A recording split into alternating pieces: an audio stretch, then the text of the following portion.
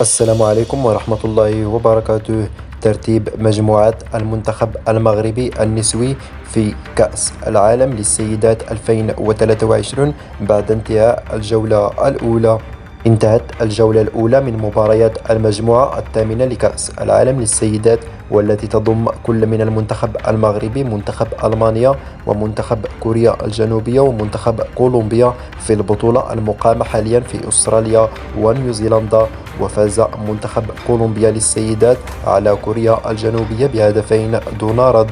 وبعد انتهاء الجولة يتصدر منتخب ألمانيا المجموعة ب3 نقاط فوزه على المغرب ب6 أهداف. يبقى منتخب كولومبيا في المركز الثاني بعد الفوز على كوريا الجنوبية، ويتفوق عليه منتخب ألمانيا بفارق الأهداف. منتخب كوريا الجنوبية في المركز الثالث، ثم يليه المنتخب المغربي في المركز الأخير.